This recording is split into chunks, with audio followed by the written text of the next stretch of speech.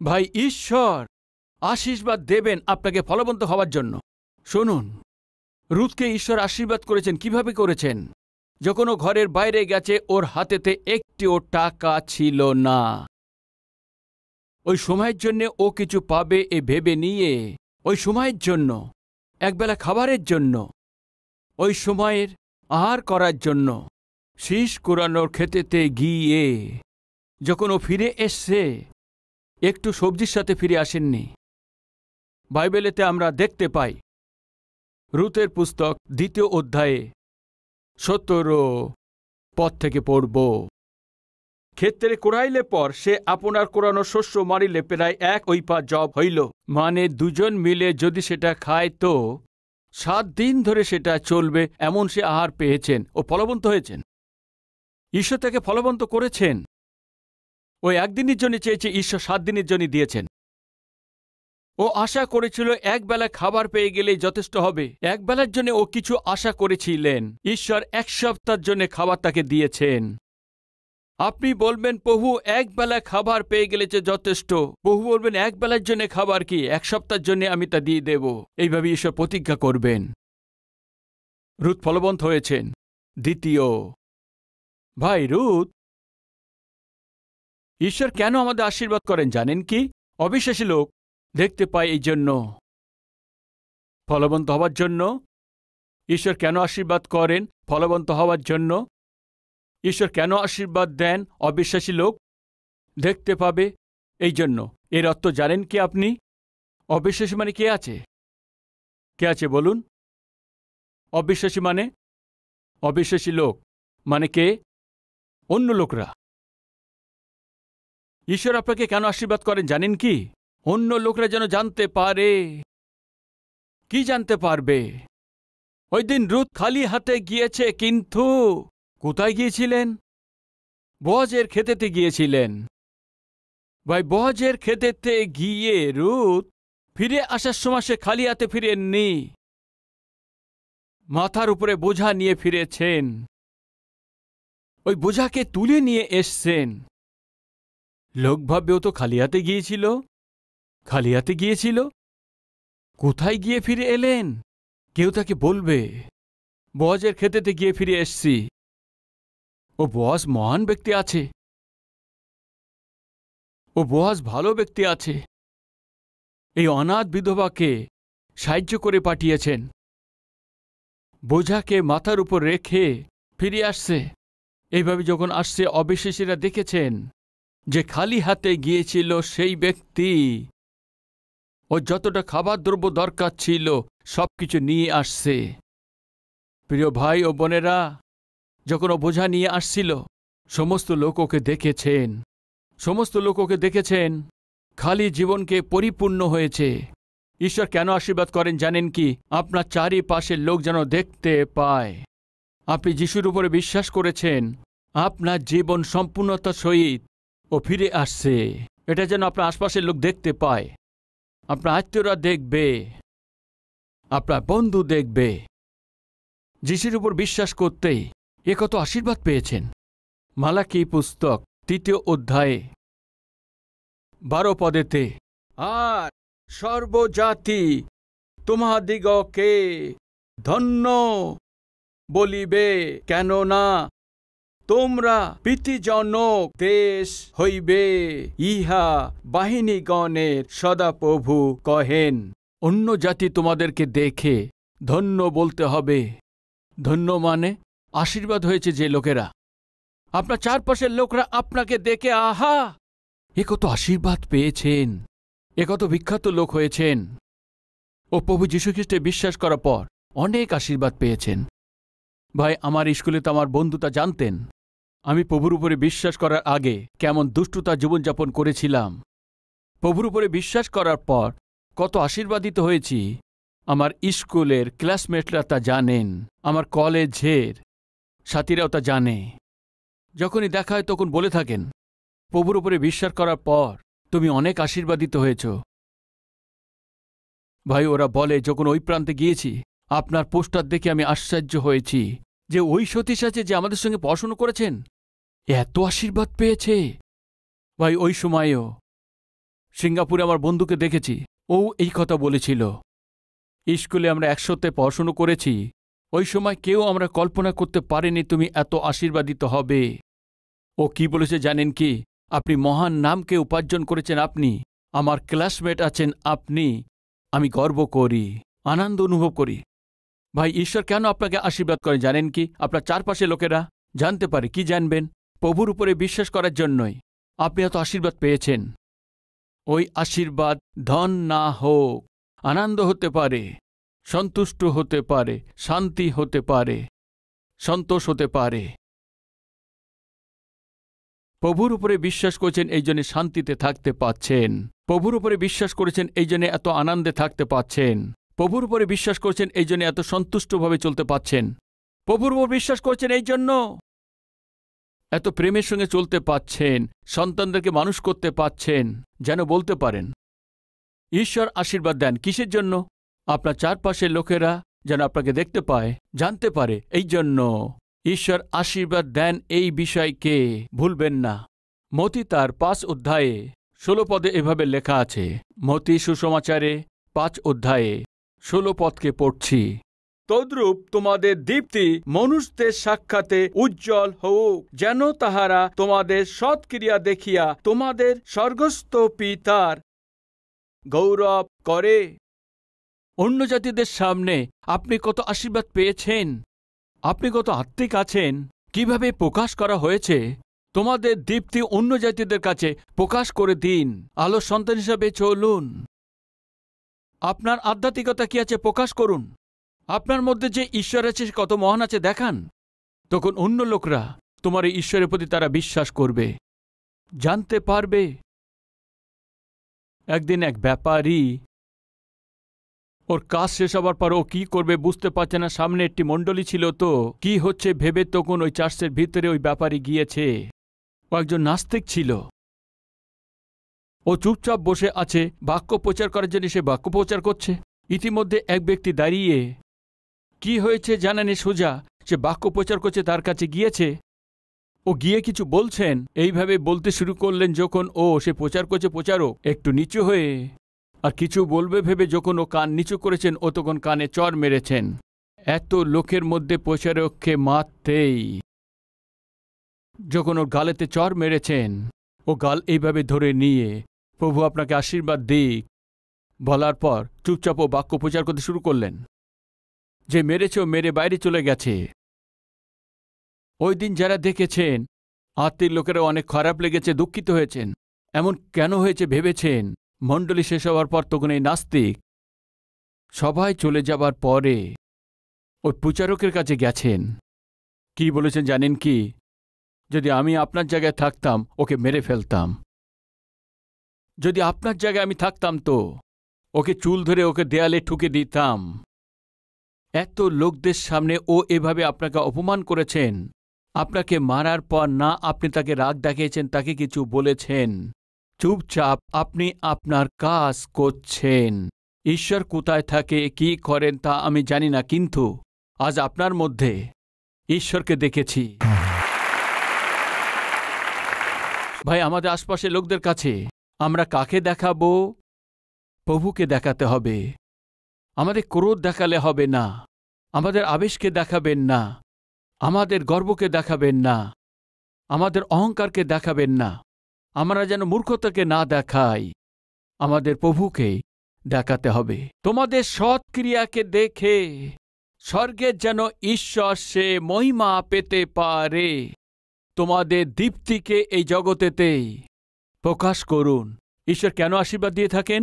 আমাদের আশপাশের লোকেরা আমাদের ঈশ্বর কত মহান আছেন দেখাতে হবে।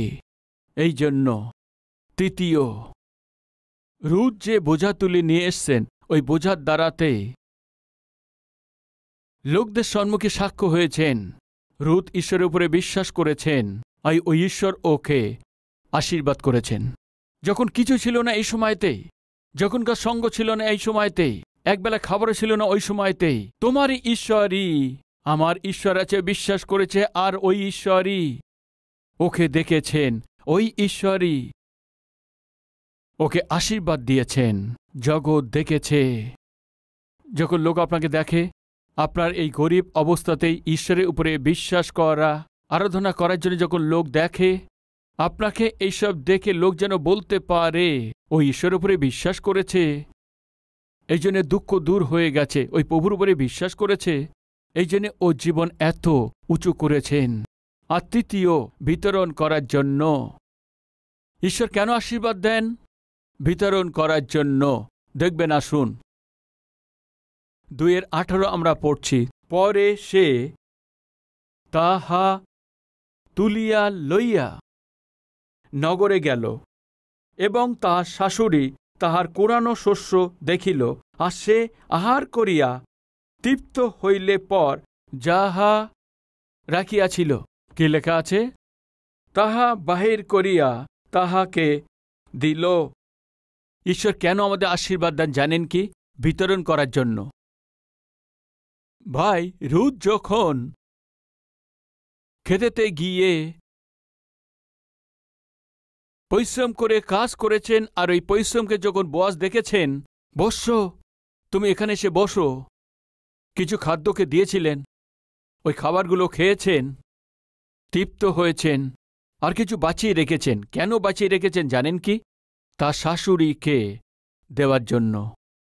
ঈশ্বর এই জন্য আমাকে আশীর্বাদ দেন না আমি যেন লুকিয়ে রেখে দিই। ঈশ্বর কেন আমাদেরকে আশীর্বাদ দেন বলুন? অন্যদেরকে বিতরণ করার জন্য। ফিলিস্তিন রাজ্যতে 2টি সাগর আছে, এক মৃত সাগর, দ্বিতীয় গালিল সাগর। মৃত সাগর আর গালিল সাগর, একটু মন দিয়ে শুনুন। জর্দন নদী বইতে বইতে বইতেই গালিল সাগরে গিয়ে পড়েছে। গালিল সাগরের বিশেষতা কি আছে জানেন কি? এই দিক থেকে জর্দন নদী বয়ে গিয়ে গালিল সাগরে গিয়ে মিলে যায়। এইভাবে মিলন হয়েছে যে জলকে গালিল সাগর নিজের মধ্যে না রেখে অন্য দিক থেকে ওই জল এইভাবে চলতে থাকে চলতে থাকে চলতে থাকে, এদিক দিয়ে পাচ্ছে আর এদিক দিয়ে ছেড়ে দিচ্ছে। গালিল সাগরের 2 ধারে অনেক ফল সমৃদ্ধি আছে।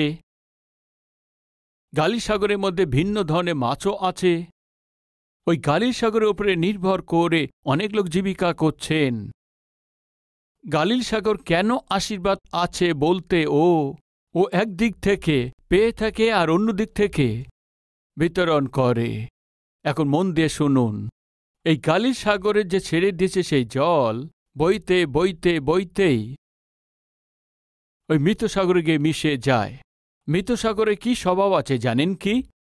একদিক দিয়ে মৃত সাগরে জল আসা সত্ত্বেও অন্য দিক দিয়ে সেই মৃত সাগর তার সেই জলকে কাউকে তিনি বিতরণ করেন না। জল পাচ্ছে, নিচ্ছে, কিন্তু কাউকে দিচ্ছে না। পাওয়ার জন্য জানে, কিন্তু বিতরণ করতে জানে না। মৃত সাগর এমনই থেকে গেছে। ওখানে মাছও নেই। মৃত সাগরের চারপাশে যদি দেখেন, সেখানে ফলবন্ত কিছুই দেখা যায় না। মৃত সাগরের মধ্যে কেউই মাছ ধরতে যায় না, কেননা ওই সাগর মৃত আছে, ওর জীবন নেই। কেন জীবন নেই বলতে, ও কেবল পেতে থাকে, বিতরণ করে না। আজকে শুনুন ভাই ও বোনেরা, ঈশ্বর আপনাকে কেন আশীর্বাদ দেন জানেন কি? আপনার আশীর্বাদকে বিতরণ করবেন এই জন্য। রুথ যখন ও পেয়েছে তখন সে একা অনুভব করার লোক ছিল না, ও বিতরণ করার মহিলা আছে। এক জঙ্গলেতে এক ব্যক্তি যাত্রা করছিল, ওর অনেক পিপাসা পেয়েছে, জলের জন্য অনেক পরিশ্রম করেছেন, জলের জন্যও ঘুরেছে ঘুরেছে ঘুরেছে, আর সেই ঘোরার পর একটু ভাঙা আছে ছোট ঘর দেখতে পেয়েছে। তাড়াতাড়ি করে ওখানে যেতে এখানে এক পাম্প দেখতে পেয়েছে, হাত দিয়ে টানে, তাই না? ও পাম্প দেখতে পেয়েছে, তাড়াতাড়ি করে গিয়ে টানার চেষ্টা করেছেন, কিন্তু জল বেরোচ্ছে না। ওখানে একটা ছোট বোর্ড ছিল, সেখানে কি লেখা ছিল জানেন কি? ওই ছোট ঘরেতে এক কলসি আছে, আর কলসিতে জল আছে। ওই জলকে নিয়ে এসে এই পাম্পকে ঢেলে দাও, এরপরে যদি তুমি পাম্প করো তো তবে পাম্প দিয়ে তুমি জল বেরোবে। আপনি যতটা জল পান করবেন, পান করার পর আবার ওই কলসির মধ্যে জল ভরে ওখানে রেখে দাও, এইভাবে লেখা আছে। সত্যি কি এই মরুভূমির মধ্যে কলসির মধ্যে জল? তাড়াতাড়ি করে ভাঙা সেই ঘরের মধ্যে গিয়ে এক কর্নারে সেই কলসি ছিল, কলসির মধ্যে জল আছে। মন দিয়ে শুনুন, আপনি নিজেকে ওই স্থানে রেখে ভাবুন, অনেক পিপাসা পেয়েছে, মুখ শুকিয়ে গেছে, তুমি গিয়ে দেখতে পাচ্ছ কলসির মধ্যে জল আছে, আপনার কাছে 2টি বোতল খালি আছে।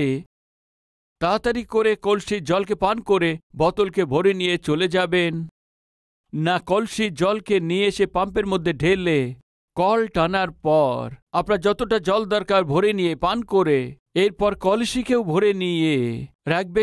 কি করবেন? প্রথম কাজ করবে, দ্বিতীয় কাজ? আমি তো কালভেরি আওয়াজ শুনি। কালভেরি আওয়াজ শোনেন কি তাই ওপর থেকে নেমে এসছেন? কি করবেন বলুন?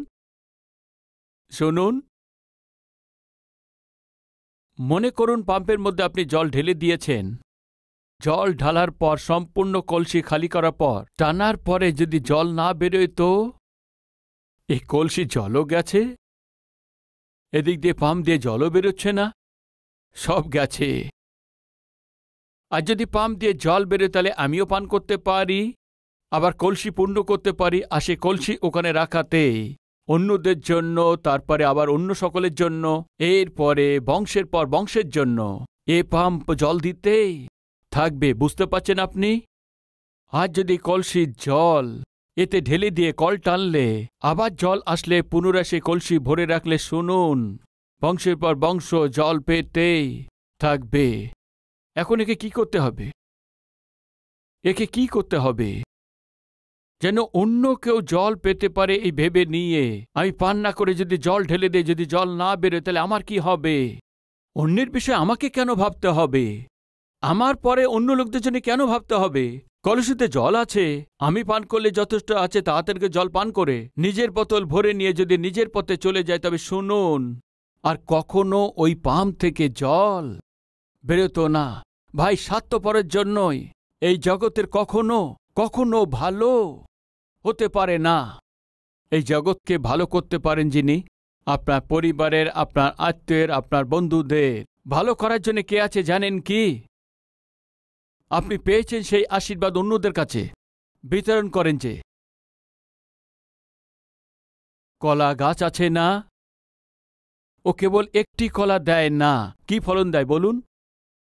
পুরো 1 ঘন্টা 50, 60, 70, 100, 150 এত বড় ছাড়া ফলন দেয়। আমাদের গ্রামে কি করে থাকেন, কলার যখন গোছা তৈরি হয় আমাদের লোকরা কি করতেন? আশপাশের লোকদের সবাইকে বিতরণ করতেন। আপনি বিতরণ করেন কিনা আমি জানি না, কিন্তু আমি দেখেছি আমাদের লোকরা কি করতেন।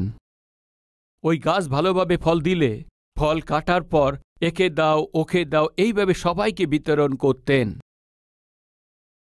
ভাই, আমি যখন হায়দ্রাবাদে নতুন এসছি, আমার সাথে একটা মোটা ছেলে ছিল।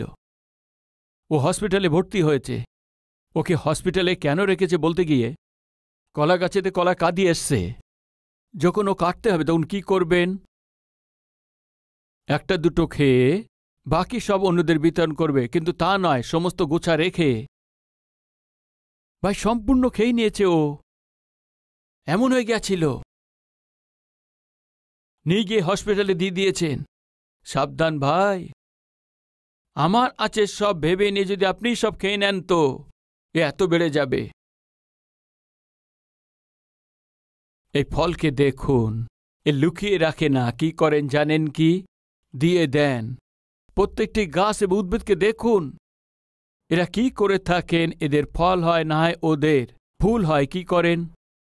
আপনি গিয়ে যদি সেটা ছেড়েন তাহলে ছিটতে দেবে, না ছেড়েন তাহলে ঝরে যাবে। এরা নিজে নিজেকে দিয়ে দেয়। এদের লুকানো রাখা একদমই সম্ভব নয়। ঈশ্বরও ঠিক এইটাই চাইছে। ওই কলের মধ্যে যদি আপনি জল দেন তো বংশের পর বংশ জল পাবে। ওই কলের মধ্যে জল না দিলে, আমি পান করেছি এই যথেষ্ট ভাবেন তো, এরপরে লোকদের জন্য ওই কল থেকে আর জল আসবে না। ঈশ্বর কি চান জানেন কি? তুমি তোমার বিষয়ে চিন্তা করো না। আমি তোমাকে এই জন্য আশীর্বাদ দিয়েছি কি তুমি বংশের পর বংশ লোকদের জন্য আশীর্বাদদায়ক থাকবে। এই জন্য আব্রাহাম, আমার পিছনে আসো, আমি তোমাকে আশীর্বাদ করব, আমি তোমার সমস্ত বহু জাতির উপরে আশীর্বাদদায়ক রূপেতে তৈরি করব।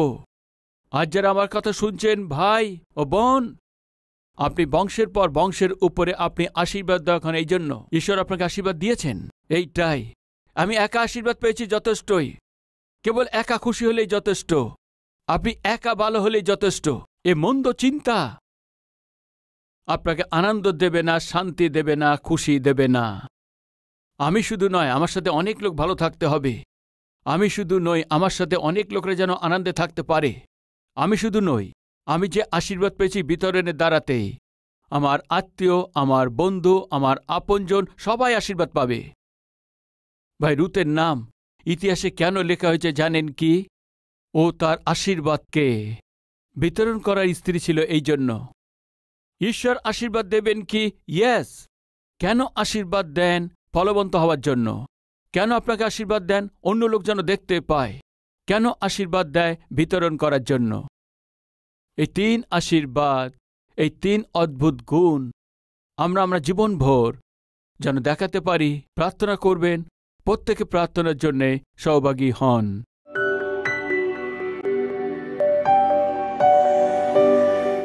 পবিত্র প্রেমিক ঈশ্বর পিতা, আপনি আমাদের আশীর্বাদ দেন। আশীর্বাদ দিতে চান কিসের জন্য?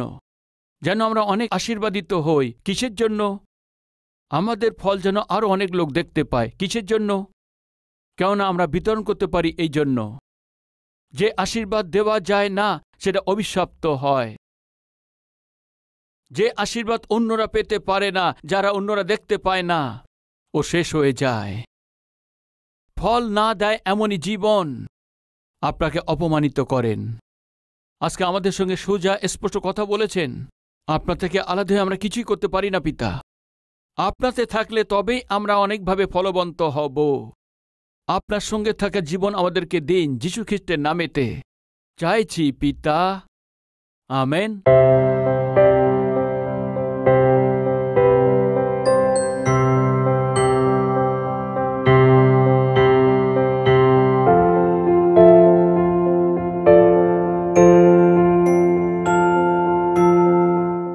Address Calvary, Post Box number 30, Kukatpalli, Hyderabad 72.